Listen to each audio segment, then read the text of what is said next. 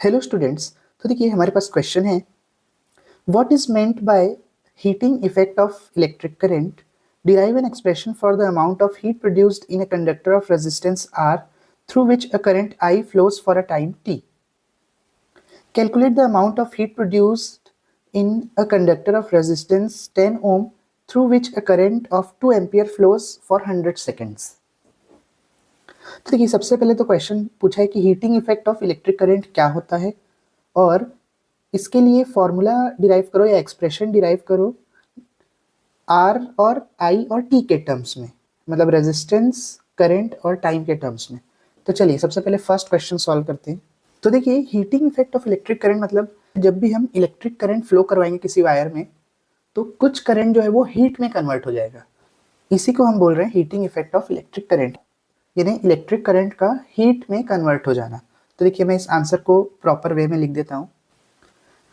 The heating effect of electric current refers to the phenomenon where electrical energy is converted into heat, यानी वही जो मैंने बोला कि इलेक्ट्रिकल एनर्जी जो है हीट में कन्वर्ट होती है। और ये कब होता है? जब इलेक्ट्रिक करंट किसी कंडक्टर से पास हो। This effect is utilised in various electrical appliances like electric heaters, irons and bulbs, यानी कि ये जो इफेक्ट है इसको हम काम में लेते हैं बहुत सारे इलेक्ट्रिकल अप्लायंसेज में, जैसे कि हीटर या फिर प्रेस हो गया आयरन, या फिर बल्ब, या फिर और भी है पानी गर्म करने वाली रॉड, ये सब में बहुत सारे यूजेस है इसके।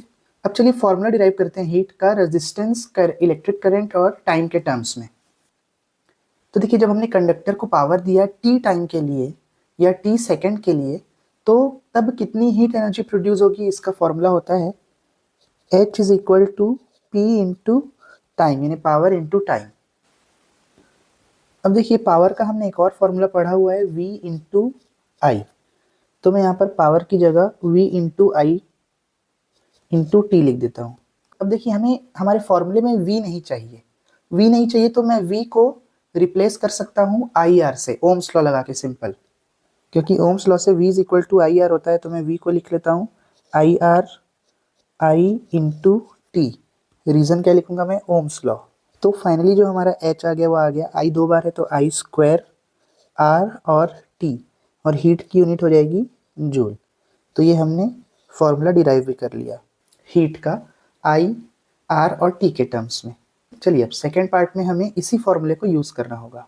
तो हीट निकालना है जब रेजिस्टेंस 10 ओम हो, करंट 2 एम्पियर हो और वो 100 सेकेंड्स के लिए फ्लो हो रहा हो, टाइम 100 सेकेंड। तो चलिए फॉर्मूला तो मैंने डिराइव कर लिया है, इसमें डायरेक्ट वैल्यूज पुट कर देता हूँ। H इज इक्वल टू, देखिए आई यानी 2 और उसका स्क्वायर मल्टीप्लाई बाय रेजिस्टेंस यानी 10 ओम इंटू टी सेकेंड में ही रखते हैं और दिया भी सेकेंड में ही है क्वेश्चन में, तो सीधा वैल्यू पुट कर देता हूँ 100। तो हीट आ जाएगी 4 into 10 to the power 3 joule, या फिर 4000 जूल, या फिर 4 किलो जूल। देखिए अभी तो ये क्वेश्चन ऑप्शन वाला नहीं था, इसलिए आप कोई भी आंसर लिखो इसका सही होगा, बट मैं इसीलिए अलग अलग फॉर्म में लिख दिया हूँ कि क्योंकि ऑप्शन में कभी जूल में पूछ देता है, कभी किलो जूल में पूछ देता है, इसलिए मैंने तीनों फॉर्म में आंसर लिख दिया है। तो अगर आपको वीडियो अच्छा लगा हो और समझ में आया हो तो वीडियो को लाइक और चैनल को सब्सक्राइब ज़रूर करें। Thank you.